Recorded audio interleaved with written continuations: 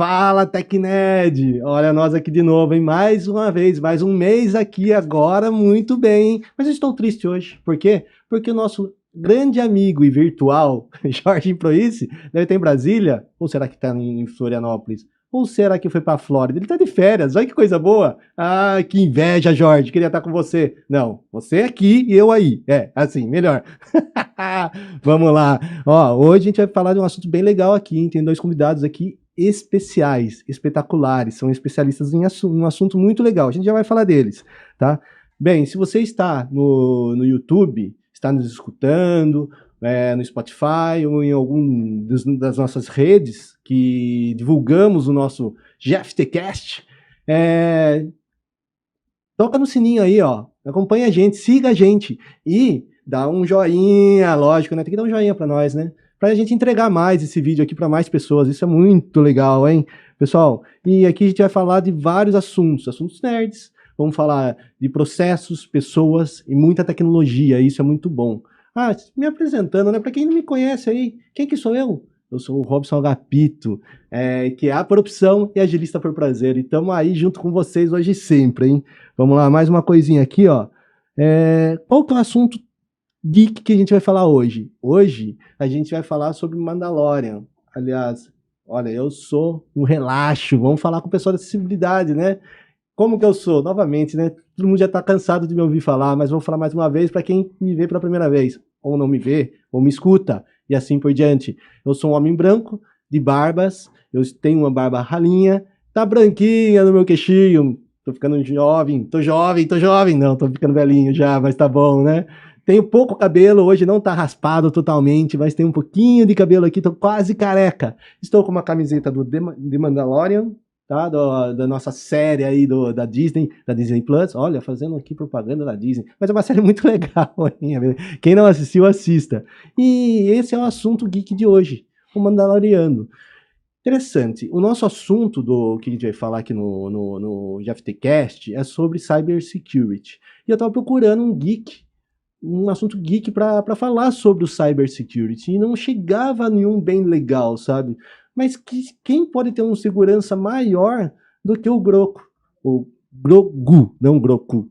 Eu tô falando errado o nome já. Quem que é o Grogu? É o Baby Yoda. Já viram o Baby Yoda? Acho que com certeza vocês viram. O Mestre Yoda todo mundo conhece. E tem um bebezinho Yoda lá que faz parte do Mandalorian, que é o seriado da TV. E ele tem um segurança lá, um cara que cuida muito bem dele, e é o Mandaloriano. E, cara, para passar esse rapaz, esse Mandaloriano, que é o Din, é praticamente impossível. Então isso tem muito a ver com o que a gente vai falar hoje. Só um detalhe interessante é que ele foi contratado para entregar o Baby Yoda para as forças imperiais. E no fim ele ficou...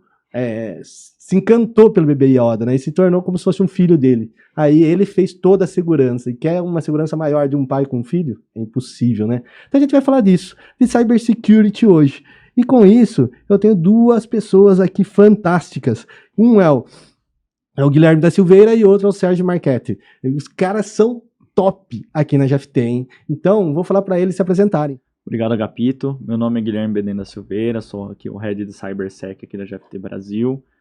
Sou alto, 1,90 m, cabelo comprido, olhos castanhos, branco e uso barba, né? Adoro um barbear aí, a minha barba tá sempre mudando, às vezes mais curta, às vezes mais longa, mas adoro um barbear.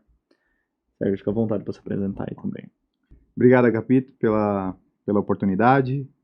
Eu sou arquiteto de Cybersecurity aqui na GFT, estou aqui há 1 ano e meio. Sou do time do Guilherme. Em relação à acessibilidade, eu tenho 1,69 m, não uso barba, estou com uma camisa branca e um colete azul por cima. Meu cabelo é castanho escuro e acredito que são informações importantes aí. Dois tops aqui, né? Olha, piadinha de sempre que eu sempre faço com o Guilherme, hein, cara. Olha o tamanho dele, 1,92 ali, ó, lá em cima, bem em segurança mesmo, né? Agora o Sérgio, Sérgio, se quebrou, mas a segurança de superfície e a segurança high level. Aí sim! Os dois são high level, tá? Pode ficar tranquilo quanto a isso. O conhecimento dos dois aqui é top. Vamos lá. Vamos falar um pouquinho de proteção de dados, começando o assunto, tá? O LGPD está na moda há um bom tempo, que já faz um tempinho que o LGPD está aí no mundo de tecnologia, né? E o que pode linkar cybersecurity com o LGPD? Qual o link que esses dois assuntos têm? Acho que os mundos se conversam, Agapito, né? Quando a gente fala de proteção de dados, né, LGPD, toda a parte de lei geral de proteção de dados, com o CyberSec, eles se conversam, né? A gente vê que cada vez mais as áreas estão conectadas, né? E a LGPD permeia por outras áreas também, né? Mas a gente fala da proteção do dado, né? A gente precisa da área de CyberSec olhando a parte de proteção de dados, né? E com vários mecanismos, a gente vai falar da criptografia, né? A gente vai falar dos mecanismos aqui, mas os mundos se conversam, né? A área de CyberSec ela está conectada com a LGPD, né? Cada vez mais a gente está vendo as empresas investirem em lei geral de proteção de dados, né? Investirem em mecanismos, né? Políticas, boas práticas da LGPD para garantir a proteção do dado, né? A gente vai comentar um pouco mais também. Exato. E eu posso até complementar o que o Guilherme falou referente à LGPD.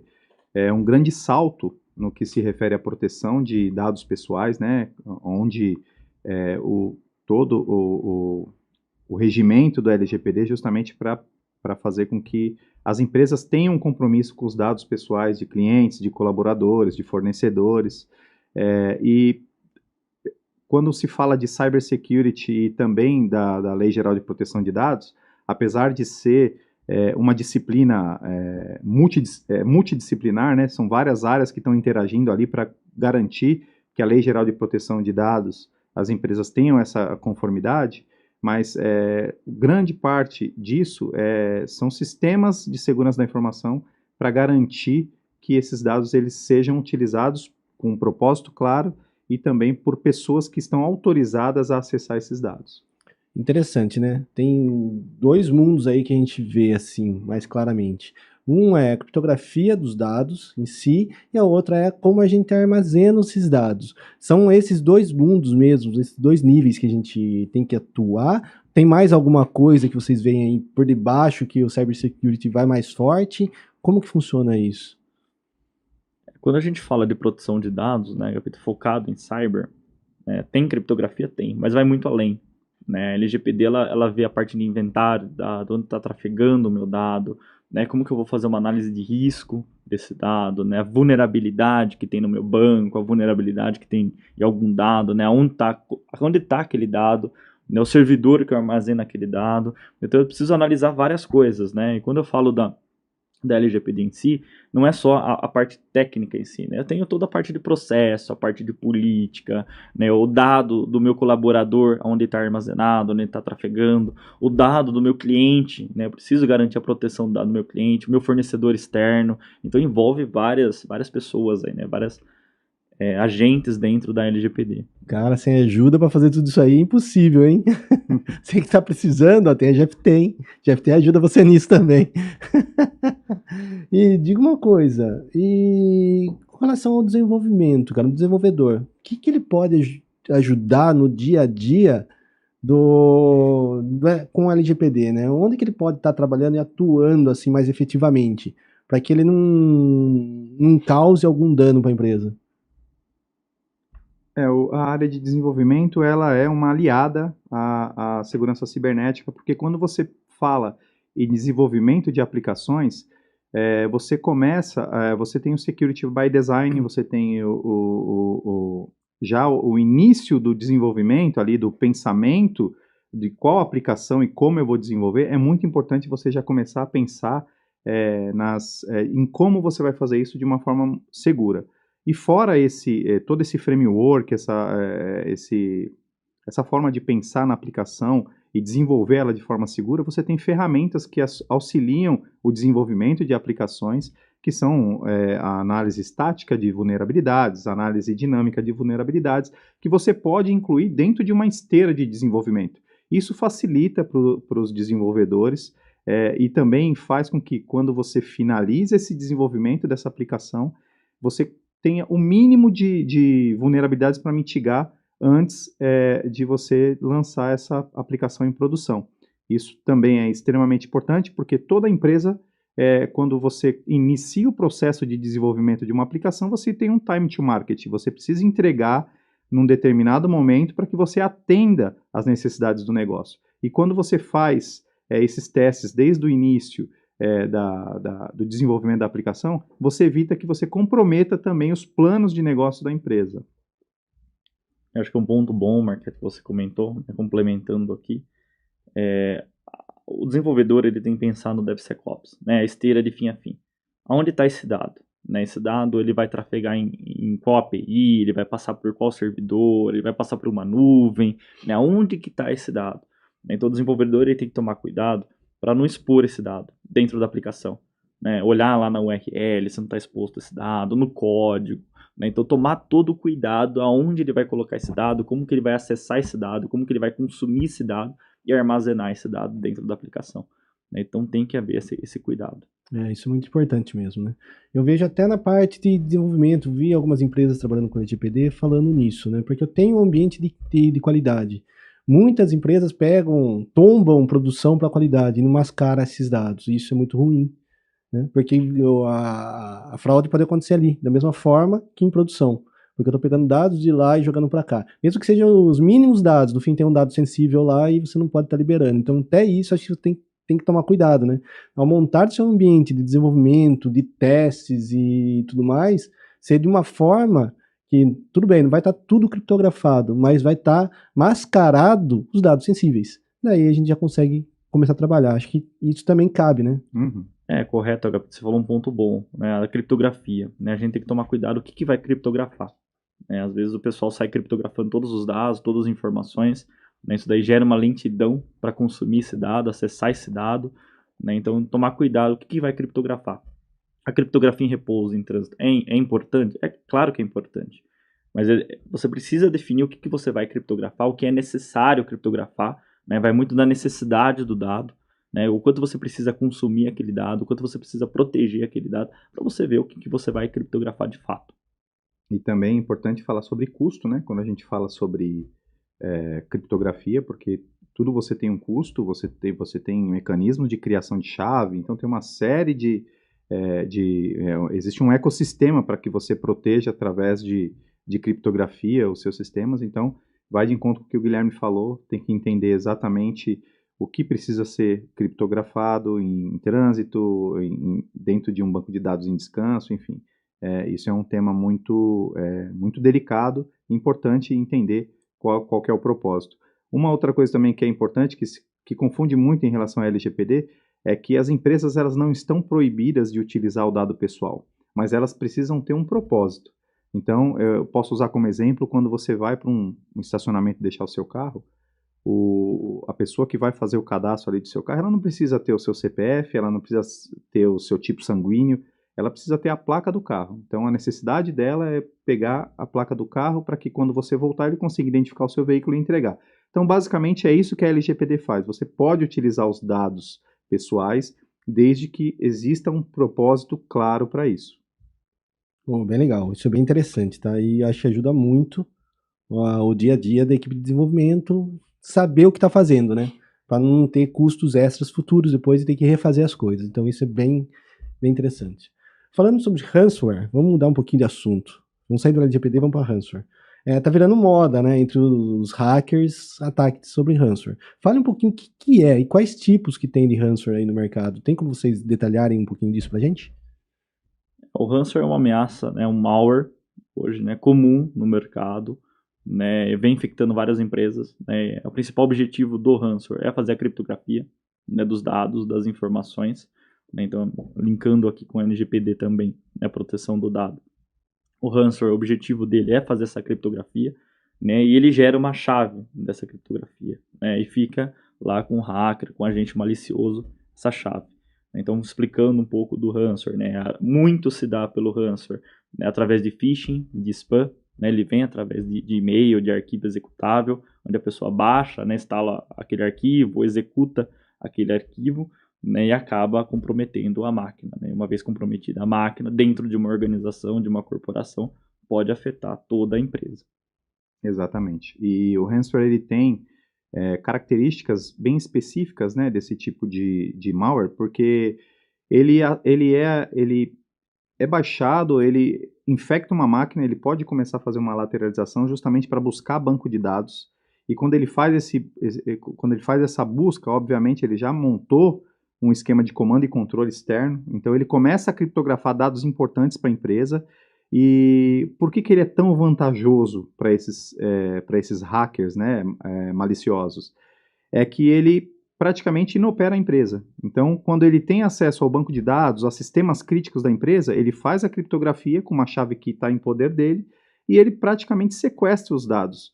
Então, quando você fala de uma empresa que tem um investimento em cybersecurity e passa por esse tipo de ataque, ela se vê na mão dos criminosos ali, porque a informação está com eles, eles podem tanto não fornecer essa chave se não for pago esse resgate, e eles também podem publicar esses dados em um site aí que está na Deep Web, na Dark Web, com as informações da empresa. Então a empresa ela sofre sanções por conta da LGPD, no caso do Brasil, no caso da Europa, a GDPR, e também ele fica praticamente inoperante. E é muito importante quando se fala de ransomware, não só as defesas cibernéticas, mas também a resposta a incidente. A empresa tem que ter um programa de resposta a incidente muito efetivo e também disaster recovery, como ela vai fazer esse tipo de recuperação do ambiente após um ataque cibernético.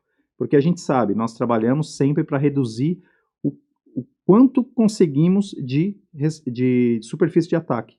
Mas todo dia tem vulnerabilidades aparecendo novas, todo dia tem pesquisadores encontrando novas vulnerabilidades. Então é importante, sim, aliar a proteção cibernética, o investimento em proteção cibernética, o programa, políticas de proteção cibernética e também fazer ter um programa efetivo de resposta a incidente e de disaster recovery.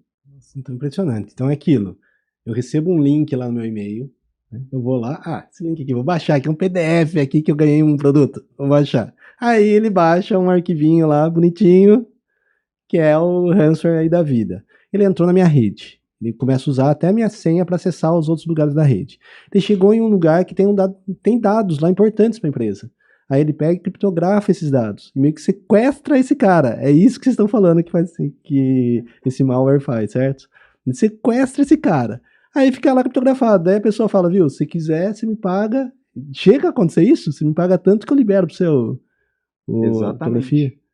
Na prática, posso até explicar, eu já participei de alguns recuperação de ambiente com ransomware, com ataque ransomware, e basicamente o usuário vai ter acesso ao arquivo dele, vai entrar num file server, ou vai entrar num banco de dados ou numa aplicação, e ele vai ver uma extensão XPTO ali dentro do arquivo dele. Então, por exemplo, .cuba, que tem um ransomware chamado Fidel.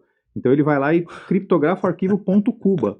E você não tem mais acesso a esse arquivo porque ele tem uma chave de criptografia muito forte, muito potente, que você não vai conseguir quebrar ela. E aí você recebe uma telinha pedindo o valor em criptomoeda e a chave da carteira digital para que você faça esse depósito, para que eles liberem a chave para você. Não é uma coisa automática. Então você vai ter que ter um time de cybersecurity que vai utilizar essa chave para decriptografar esse arquivo. Nossa. Entendeu? É basicamente assim que acontece um ataque de ransomware. E ele se propaga, né, na rede, ele vai se propagando em toda a empresa, né, e assim, a gente sempre pensa na área de segurança, né, a gente sempre olha para a área de segurança como uma prevenção, né, é melhor prevenir do que depois você, né, ter todo o impacto de um cyberincidente, né. Hoje a gente fala o ticket médio aí de um custo de ataque de ransomware, né, de um incidente de ransomware de 2 milhões de dólares, hoje o impacto para uma empresa. Né, e fora isso que o Marchetti comentou, e aqui complementando, é na mídia, né? Como que a empresa vai estar na mídia, né? Como que ela vai se aparecer. Isso tem até impacto em bolsa. Né? A gente vê quando para a operação de uma empresa, as ações da empresa despencam. Né? Então tem todo. Quando o hacker ele vai mandar o ransomware, né? Ele vai encaminhar esse ransomware, tem todo o trabalho do hacker, né? De, olha, eu vou afetar a ação de uma empresa, eu vou parar uma operação, né? Vou indisponibilizar aquela operação. Então tem vários impactos que pode levar o ransomware, né? Então é melhor a gente sempre se prevenir. Exato. E também falando sobre o que você tinha comentado sobre o e-mail, né? Você recebe um e-mail, esse e-mail ele vem com uma carinha muito próxima de um Netflix, por exemplo, ou de algum outro E aí falando que sua senha expirou e tudo, e aí a pessoa vai lá, por muitas vezes a pessoa nem tem acesso, nem tem a conta da Netflix, mas ela clica porque ela achou estranho o e-mail chegar, e aí acaba comprometendo todo um trabalho de um time de cybersecurity, e aí a gente cai em um problema que é muito comum nas empresas, que é a conscientização. Então a conscientização, ele é um processo, tem que fazer parte de um programa de segurança cibernética, justamente para que o usuário ele seja alertado sobre coisas que podem acontecer com ele, porque esse é um tipo de ataque que a gente chama de engenharia social. Então eles usam fragilidades do próprio usuário, que se você for analisar numa cadeia, num ecossistema de segurança da informação, ele é o elo mais fraco. Porque ele não tem, se ele não tem a conscientização, ele não sabe que clicando naquele link, ou pelo menos passando o mouse naquele link, ele vai ver que não vai direcionar para a Netflix. Vai direcionar para um link malicioso, onde ele vai colocar um usuário e senha, ou ele vai baixar um arquivo auto-executável e vai comprometer a empresa toda. Então é importante, sim, você ter um programa de segurança cibernética que tenha uma série de informações também para o usuário, que é a parte de conscientização, para que ele não caia nesse tipo de golpe. Certo? Então aí cabe aí também como se proteger de um ataque, de um ransomware. É mais ou menos nessa linha. Tem mais alguma coisa que a gente possa fazer? Acho que complementando o que o Marchetti que comentou, né, a conscientização é o primeiro pilar, né, você conscientizar o colaborador, o usuário, né, porque ele que está na linha de frente ali, né, ele vai receber um e-mail, ele vai receber um arquivo, ele vai receber um executável, então ele que está na linha de frente. Depois a gente tem a parte de backup, né, sempre manter o backup ali, né, seguindo as boas práticas de segurança, né, fazer rotina periódica, né, checar se o backup, né, às vezes o pessoal faz backup, né, uma vez, né, não faz a restauração disso daí, não testa a restauração, né, e aí quando causa o impacto, causa o incidente, a pessoa vai ver o backup, deixa eu ver se está bem feito o meu backup, né. Então, backup é uma delas, né? Gestão de crise, né? Gerenciamento de crise, né? As áreas estarem ali com um plano de comunicação de resposta a incidente, né? Porque a gente, quando tem um incidente, a gente envolve várias áreas, né? A área de cyber, a área jurídica, a área de relações aí, né? Com o mundo para fora, né? Então, a gente envolve várias áreas aí dentro da organização. Tá? Então, garantir que as áreas estejam com um plano de comunicação efetivo com a área de segurança, né? Então, sempre ali, sempre trabalhando com sinergia, né? Sempre trabalhando ali com aquela sinergia para que quando acontecer um incidente cibernético, toda aquela cadeia que precisa se movimentar em volta desse incidente cibernético, eles funcionem de uma forma bem estruturada, justamente para que tem muitas empresas que têm relação com investidores, tem empresas que têm que soltar uma nota na mídia, porque quando a gente fala de ataque cibernético, a gente não está falando só de prejuízo financeiro por conta da perda de dados, mas a gente está falando de prejuízo de marca também. Então, se você olhar os últimos ataques que aconteceram em empresas grandes, como laboratórios que tiveram problemas com ransomware, eles não têm só um prejuízo financeiro porque tem que investir em novas estruturas, porque aquela estrutura que foi comprometida, ela praticamente tem que ser toda reformulada. Ele também tem um prejuízo muito grande de marca. Então, quando você tem um ataque cibernético, você não só movimenta a área de cybersecurity, a área de infraestrutura. Você tem uma série de áreas que você precisa movimentar para que a comunicação seja efetiva, minimizem os danos e tudo tem que funcionar de uma forma bem arquitetada ali para que o incidente ele seja passado de uma forma menos traumática. Isso é interessante. Uma que veio na minha cabeça aqui, o 2FA, cara. O 2FA acho que entra nisso aí também, né? O dupla autenticação aí, né? Fator em duas autenticações aí. E é comum isso em todas as empresas, ter o 2FA ou não? E isso realmente ajuda? É efetivo no geral? Acho que quando a gente fala de segurança, Gapita, a gente tem que pensar muito na segurança em camadas, né, que a gente está falando no mundo de hoje. Os pilares principais da segurança da informação, a segurança cibernética e os principais pilares da defesa. Né? IAM é uma parte do pilar, né? A parte da autenticação, a parte da autorização, você fazer todo o acesso dentro da organização, né? A parte de proteção aí do dado, a parte de proteção da rede, da infraestrutura. Né? Então a gente tem vários pilares, né? Vários aqui mecanismos para fazer a segurança dentro da empresa. Tá? E sim, né? Assim, os principais pilares devem ser implantados dentro da empresa, né? Para garantir essa segurança. Tá? E também, hoje nós estamos em um contexto diferente de trabalho, né? Então, antes da pandemia, nós tínhamos uma proteção de perímetro, onde você tinha os funcionários trabalhando com os equipamentos da empresa dentro de um escritório, onde tinha um firewall, onde tinha um IPS, um IDS, são ferramentas que protegem aquele ambiente. Hoje nós temos funcionários trabalhando geograficamente espalhados, muitas vezes utilizando um modemzinho da operadora que não tem nada de segurança acoplado. Então, eu diria que o duplo fator de autenticação que você menciona, ele é um componente muito importante porque ele está associado à proteção de identidade. Então, quando você protege a identidade de uma pessoa que está trabalhando remotamente em um ambiente que, digamos, hostil, onde você não tem nenhum tipo de defesa cibernética, isso é um ganho muito importante. E quando você fala também, nesse contexto, eu acredito que as barreiras, o que a gente mais precisa proteger ali é a gestão de identidade, que as empresas estão se movimentando muito para proteger a identidade que acessa todos os sistemas, e também a parte de proteção do endpoint. Porque imagine que você está com o seu computador ali, com informações sensíveis da empresa, conectado a uma rede que não tem segurança. Então, você tendo proteção de identidade eficiente e você tendo proteção de endpoint, quando eu falo de proteção de endpoint, eu estou falando de detecção automática de incidente cibernético e também de um antivírus potente, você consegue ter uma maturidade de segurança um pouco mais elevada do que o que a gente tinha antes no passado, que era uma proteção de perímetro. Hoje a gente não tem mais esse perímetro, a gente tem que proteger o que a gente está utilizando aí em outras redes que grande parte das vezes a gente não conhece. E olha só, hein? Às vezes a gente fala, não, a gente conhece tudo, né? Eu tô em TI há muito tempo no TI, não parece, hein? Tem uma carinha nova, né? Meninão e tal, mas tô aí brincando desde 97, 94, tô brincando com TI, né? Então a gente se acha o esperto. Eu sou o esperto aqui, não vou cair em pegadinhas e tal, né? Aí eu fui fazer uma venda no OLX. E coloquei lá as informações, meu WhatsApp lá no OLX para entrar em contato. Daí entrou em contato o OLX comigo, né? Viu, tá travado aqui a sua venda ainda, a gente precisa de uma aprovação sua, tá? Então, você poderia me passar, vou te mandar uma mensagem por SMS, só confirma para mim o código do SMS, e eu nem na hora, né? Nem na hora, né?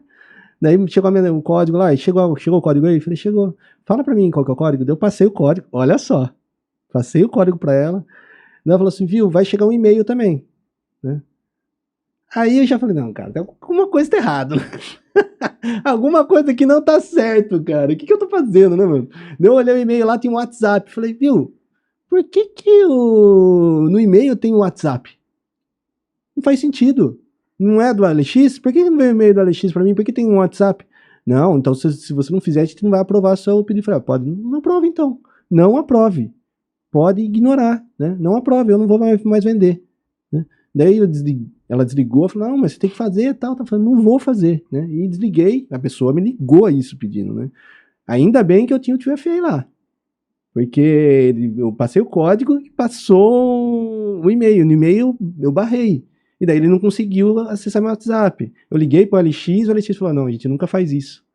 Então, quer dizer, não era o OLX. Era alguém que pegou meu número no OLX e estava tentando roubar meu WhatsApp. Então, é uma coisa simples que muitos caem. Né? E a gente que se acha que conhece, cai nessa pegadinha, porque eu caí. Imagine quem não tem tanta expertise em TI. Uhum. Como não cai muito mais facilmente, né? Então, a gente tem que tomar muito cuidado mesmo. Imagina isso nas empresas, então, né? E o duplo fator que você comentou, Agapito, tanto no mundo corporativo, mas como no dia a dia da pessoa. Né, as redes sociais, né, a gente está vendo o WhatsApp, Instagram sendo clonado, né, várias pessoas aí tendo, né, a rede social clonada. Né, então, se puder habilitar, né, o multifator de autenticação, habilite no Instagram, no WhatsApp, né, em Facebook, no próprio e-mail, né, às vezes a pessoa porque várias tentativas, né, a gente vê no dia a dia ali várias tentativas da pessoa acessar o seu e-mail, tentar acessar o seu e-mail. Né? Então, se puder habilitar o duplo fator, habilite. E no mundo corporativo, né, a gente precisa, é uma necessidade de ter o duplo fator, né, porque você está mexendo ali com um dado da corporação. né, um dado da empresa. Então, ali tem uma atenção redobrada, né? Exato. E sobre esse episódio do OLX que você falou, isso é muito comum acontecer, já aconteceu comigo também, de receber uma ligação do Mercado Livre ou de outros e-commerces aí, falando, olha, eu vi que você fez o anúncio, mas esse anúncio não foi publicado ainda e tem 3 mensagens novas para você aqui sobre a sua venda, só que eu preciso do código lá para liberar. Então, existem 2 coisas que a gente pode notar nesse tipo de atitude. A primeira é a conscientização. Então, a conscientização o LX faz, porque ele manda, quando você faz o cadastro lá, ele fala, não forneça esse número para ninguém, porque esse número é de utilização pessoal sua.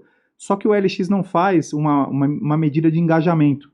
Então, ele não sabe quem leu e quem deu atenção a esse tipo de mensagem. Então, é importante que quando você faz um programa de conscientização dentro da companhia, igual a GFT faz, você tem que ir lá, você tem que ler tudo aquilo que tá passando, aqueles vídeos que falam sobre alguns ataques mais comuns, engenharia social, que é o que aconteceu nesse caso, e ali você tem que fazer uma provinha para que você tenha conhecimento do que você aprendeu.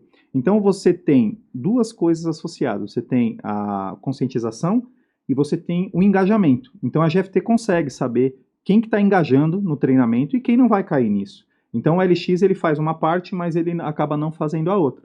Ele faz a conscientização, mas ele não mede o engajamento. Então às vezes acontece da pessoa desatenta ou por algum outro motivo ela acaba passando esse código porque ela quer vender. O objetivo dela ali Sim. é vender e eles acabam aproveitando essa lacuna vazia ali do LX, por exemplo, para fazer com que eles tenham acesso à sua conta.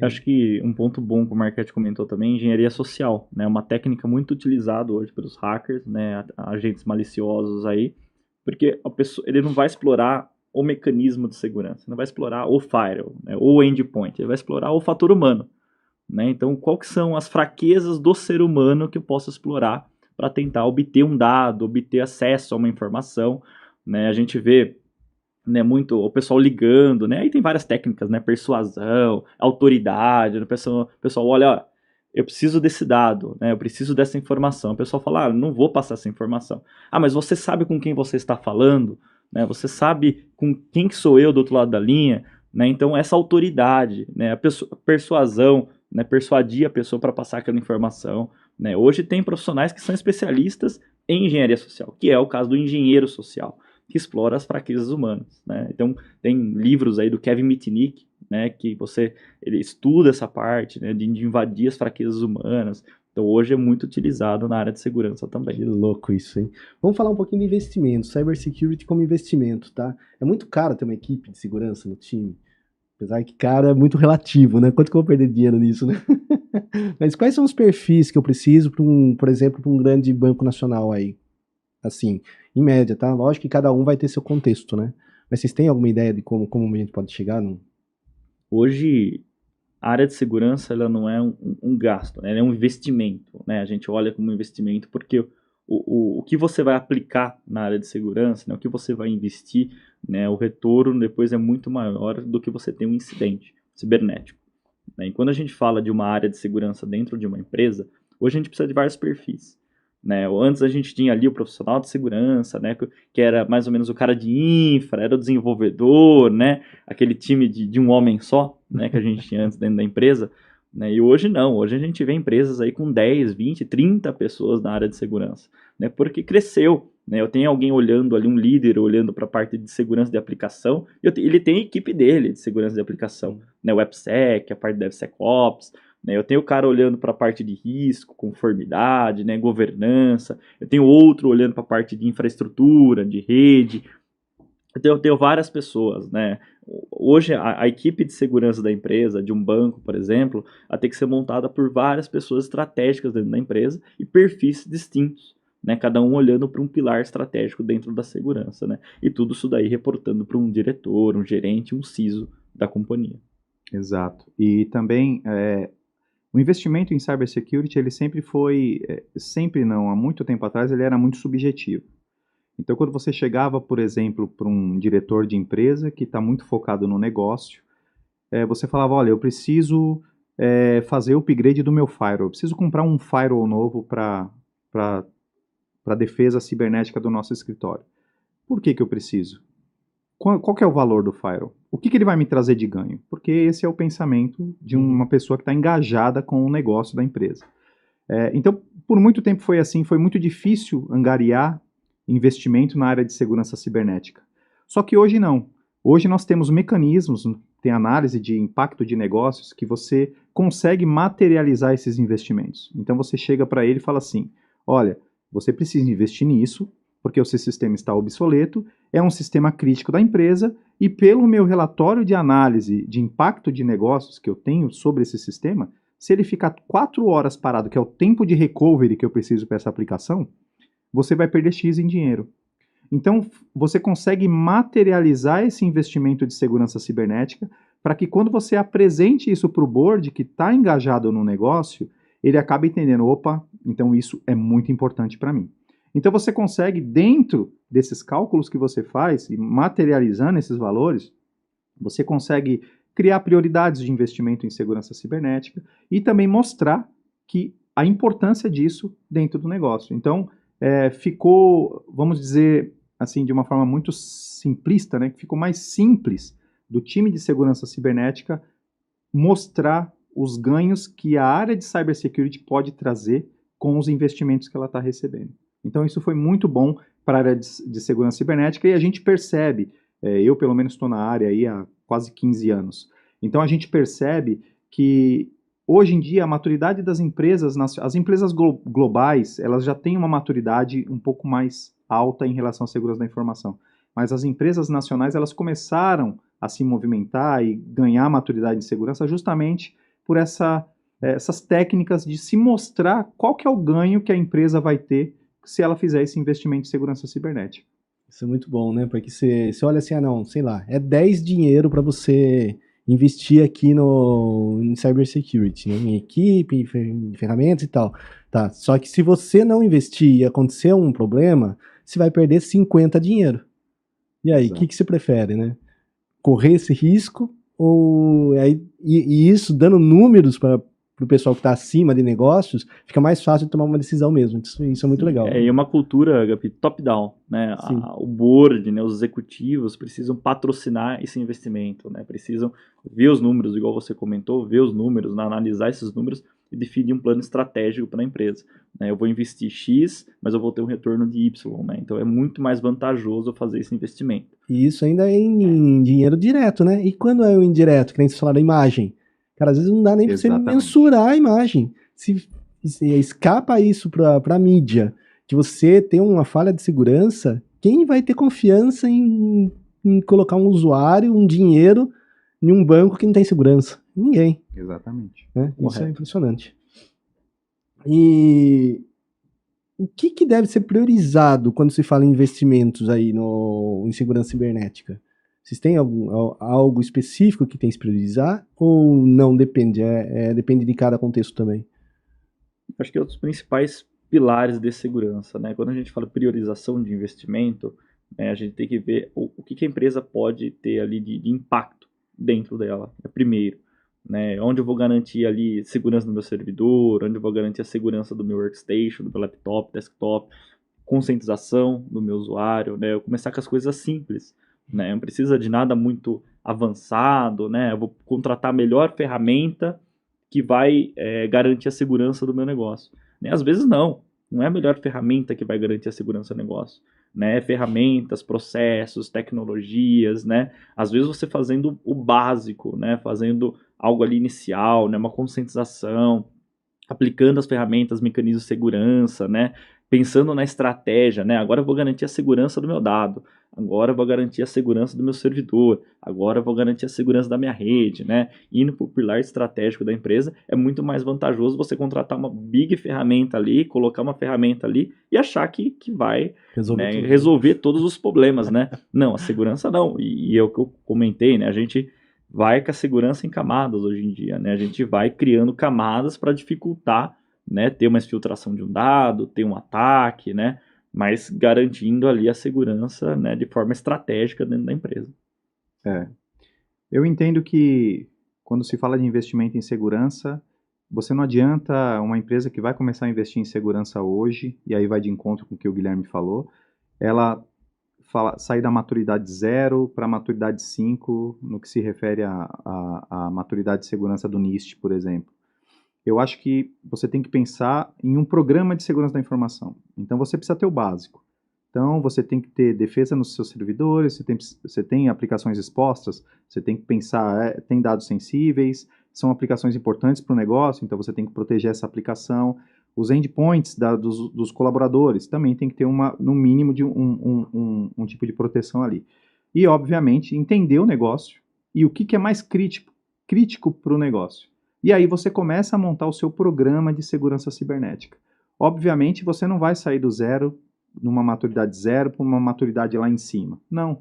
Você faz um primeiro investimento, que é para você fazer o básico e garantir uma maturidade de segurança da informação, e aí você vai aumentando essa maturidade de acordo com o fôlego da empresa. Porque imagine que uma empresa ela não tem um orçamento infinito. Então você tem que colocar isso dentro de um contexto da empresa. Então, uma empresa pequena, então você começa com uma maturidade de segurança baixa, e aí você vai fazendo o tuning ali de acordo com o crescimento da empresa, para que você consiga cada vez mais melhorar. Então, é um crescimento progressivo e contínuo, segurança da informação. Você não vai chegar no momento que você vai parar de investir. E isso, infelizmente, não acontece.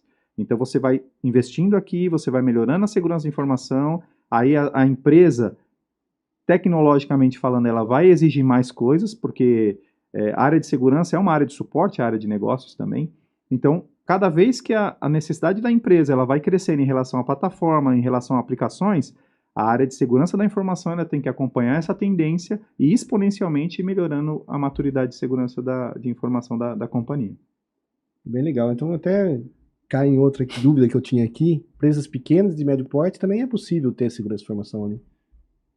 Sim, as empresas de pequeno e médio porte, eu acredito que elas, mesmo tendo um investimento limitado, por conta do fôlego financeiro, elas são as que têm que investir mesmo, porque imagine que você tem uma empresa pequena que tem um CRM onde você tem todas as informações dos seus clientes, onde estão os seus pedidos, quando vai ser entregue. Imagine se você tem um ataque cibernético e é comprometido toda a base de dados. Você não consegue ter mais acesso a nada do que você precisa entregar, das informações dos seus clientes, dos seus fornecedores. Então, essas empresas, elas precisam sim se movimentar para ter um mínimo de segurança cibernética ali dentro do ambiente deles. Pode quebrar a empresa, né? Pode quebrar a empresa, porque não tem tanta sustentação para segurar se acontece uma coisa dessa. Perdeu todos os clientes que ele tinha, toda a base de leads que ele tinha lá. Exatamente. Pode quebrar. Acho que um dos principais hoje, assim, o pessoal tá muito fazendo, né? O pessoal vem investindo, né? Tanto as pequenas empresas, médias e grandes empresas, corporações aí, é um assessment, um discovery, né? Entender aonde eu preciso melhorar a segurança dentro da minha empresa, né? Eu preciso melhorar ela na parte de autenticação, eu preciso melhorar na parte de proteção de dados, né? Aonde eu preciso melhorar a segurança da minha empresa, ou no negócio, né? Às vezes a segurança ela tá tão elevada dentro da empresa que ela está impactando o negócio, né? Então, como que eu preciso melhorar ela dentro do meu negócio, né? Colocar uma pessoa olhando para o meu negócio, né? Como que eu vou reduzir um pouco ali as camadas de segurança do negócio para não afetar também o negócio, porque senão eu tenho tanta segurança dentro da empresa, né, que às vezes o meu negócio é impactado e eu estou perdendo, né, investimento, estou perdendo ali valor, né, estou perdendo dinheiro, porque a segurança está elevada, né, e está parando o negócio, está sendo impactado, né, então fazer esse balizador, né, igual o Marchetti comentou, né, ver o que realmente eu preciso fazer investimento, né, e aplicar o investimento de fato nos pilares ali principais da empresa, né, tanto em pequenas e médio, grande porte ou pequenas empresas. Por exemplo, conscientização.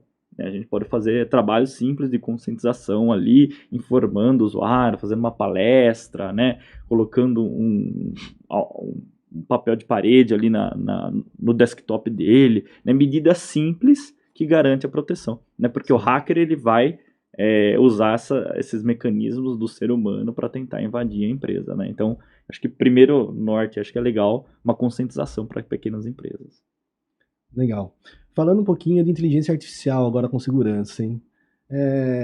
Tem algum vínculo de inteligência artificial? A inteligência artificial está ajudando a cybersecurity aí no dia a dia? A gente tem um avanço, né? A tecnologia vem se inovando, né? A gente vê as empresas se inovando, lançando novos produtos, né? Lançando novas tecnologias, né? A gente vê aí o mundo em constante evolução, né? Quando a gente vê esse mundo em constante evolução, novas ameaças vêm surgindo, né? Novas técnicas de ataque, novos tipos de ameaças, né? Isso daí vem crescendo também, né? E junto à área de segurança, ela vem melhorando, né, as camadas, os mecanismos de defesa.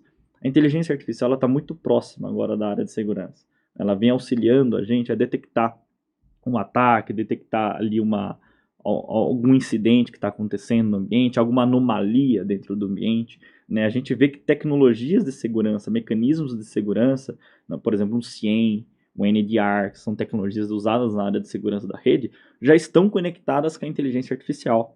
Né? Por exemplo, o NDR na rede, a gente consegue identificar se tem uma atividade maliciosa dentro da minha rede, uma anomalia. Por exemplo, o Agapito hoje trafega 1 GB de dados para o OneDrive. Amanhã ele manda pelo WeTransfer, por exemplo. A inteligência artificial ela consegue detectar que você não é normal, um padrão, é algo anômalo do seu comportamento dentro da rede e consegue alarmar o administrador de segurança, falando, olha, o HP não transfere 1 GB, né, não é normal ele transferir isso daqui no dia a dia. Né? O CIEM, né, a gente tem inteligência artificial conectada no CIEM, quando está acontecendo um ataque lá na Rússia, né, na Ucrânia, por exemplo, tem um malware espalhando lá, né, a inteligência artificial também ela conecta muito com a área de Threat Intel, né, que é inteligência de ameaça. Então, quando está acontecendo um ataque lá, a gente já consegue pegar ali os IOCs, né, os indicadores de comprometimento, nas hash, IP, e jogar dentro do meu CIEM aqui para me prevenir um ataque que pode sofrer a minha empresa, que já está acontecendo em outro país, por exemplo. Interessante, hein? Esses dias eu estava trabalhando num projeto que a gente estava saindo do on-premise para cloud, tá? E no on-premise a gente conectava num servidor, tinha que acessar o SonarQube, e a gente se conectava nisso. A hora que foi para cloud, ele começou conectando, só que ele precisava baixar algumas informações e acho que era um pouco pesada, que não era comum. Barrou ali, que é mais ou menos o caso que você falou aí. Se começa a baixar muita coisa, fala, não é comum isso aqui não. Sim. Ele pega e barrou. Né? E a gente até conversando com a equipe de segurança lá, ele só não, ia barrar mesmo, a gente subiu o nível de segurança da cloud lá para cima, e conforme for a necessidade, porque você vai ter que conversar da cloud, da AWS, com o on-premise, né? Então, dependendo do que for, a gente começa a liberar pontualmente as coisas que tem necessidade. Então, isso é bem interessante, pega mesmo, né? Porque eles não sabem tudo que pode acontecer, e isso ajuda bastante, acho que a equipe de segurança... Sim. Fazer a coisa certa, né? Sim. Tem a inteligência artificial, de certa forma, ela já vem auxiliando em algumas ferramentas de segurança cibernética há algum tempo. Mas, obviamente, não é a mesma inteligência artificial que a gente tem hoje, como um chatbot e uma série de coisas conectadas para ter aquela gama de informações, mas mais voltadas para a segurança cibernética. Então, eu posso dar como exemplo, os antivírus tradicionais, eles trabalhavam com indicadores de comprometimento. Então, imagine que você tinha um ataque acontecendo em algum lugar no mundo e os indicadores de comprometimentos, basicamente, eles são os passos que foram dados dentro desse ataque. Então, o endereço IP, a URL que o computador chamou, o servidor chamou para baixar os arquivos maliciosos. Então, todas essas informações elas eram reunidas e era como se fosse uma vacina para o antivírus. Então, periodicamente, você tinha que atualizar ali o antivírus da sua máquina, por exemplo, com aqueles indicadores de comprometimento, que eram informações que eram pegos em ataques em todos os lugares do mundo. Então, isso começou a andar muito rápido, porque ataque tem todo dia, todas as empresas elas passam por tentativas de ataque diariamente. Para você ter uma ideia, num passado recente meu, eu trabalhei em uma empresa que 10% do tráfego de internet que recebia das aplicações eram de tentativas de ataque. Então a gente obviamente tinha uma série de sistemas que faziam a defesa e 99,9% dos ataques eles não conseguiam passar por essas barreiras e o que passava era mitigado e não tinha problema. Então antigamente existia esse antivírus que tinha que ter essa vacina com os indicadores de comprometimento para evitar que sua máquina fosse infectada. Como isso começou a andar muito rápido, o que aconteceu? As ferramentas de proteção de endpoint, elas começaram a analisar não só os indicadores de comprometimento, mas também o comportamento.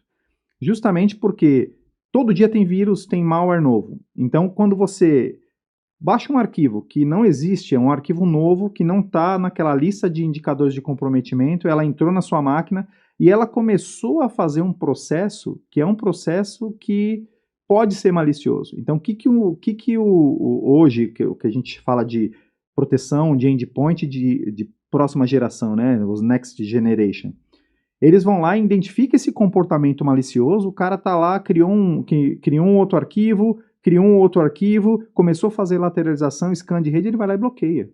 Entendeu? Então, assim, a inteligência artificial ela já vem sendo utilizada, obviamente, em uma escala menor, dentro da segurança cibernética, justamente para evitar que a gente fique refém de só coisas que estão acontecendo, mas que a gente seja mais proativo em relação a comportamentos que podem ser maliciosos. E aí o time de segurança vai receber esse incidente, vai olhar ali para ver se isso aí é malicioso ou não é malicioso, e aí bloqueia, libera, enfim, aí tem todo a parte de CSERT, né, que é a resposta a incidente, para ser feita ali. Mas quando você fala em automatização de tarefas, quando você integra a inteligência artificial a um CIEM, por exemplo, você pode automatizar e mitigar uma série de ataques ou de possíveis ataques que estão acontecendo dinamicamente no seu ambiente. Ele olha o comportamento, né? É parecido o comportamento, cara, já acendeu a luz vermelha aí, para e depois a gente vê o que se é ou não. E o Marquete comentou um ponto bom aqui, né, do endpoint. Antes a gente tinha o EDP, né, que é o Protection, né, o Endpoint Detection Protection.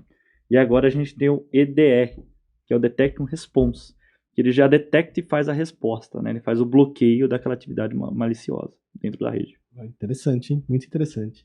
E quem quer conhecer, aprender mais sobre Cyber Security e IA, tem algum lugar que a gente pode buscar isso? Mais informações? Olha, eu acho que, para mim, eu utilizo muito o NIST, que é uma organização, vamos dizer assim, que reúne uma série de informações de segurança cibernética. Quando você fala de seguranças de aplicações, tem o OASP, que também lá tem uma série de recomendações, inclusive de desenvolvimento seguro.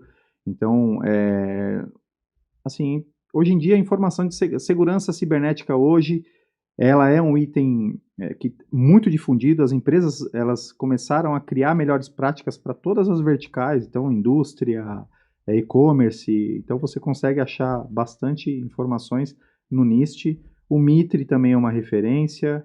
Quando você fala de inteligência artificial, a Azure, a Microsoft, ela tem bastante cursos introdutórios de inteligência artificial, a IBM também, sempre essas duas empresas em vanguarda em relação a isso, então você consegue achar bastante conteúdo seguro e informações muito variadas e válidas ali para segurança cibernética e também para inteligência artificial. Estudar um pouco dos dois mundos, né? Eu acho que estudar a CyberSec, né? Porque a pessoa ela tem que ter o conhecimento de segurança cibernética, né? O básico, né, de segurança cibernética, e estudar a inteligência artificial, né? Porque aí você consegue conectar esses dois mundos, né? Onde que a inteligência artificial vai auxiliar as minhas ferramentas, né? O meu processo dentro da empresa, detecção de uma ameaça, né?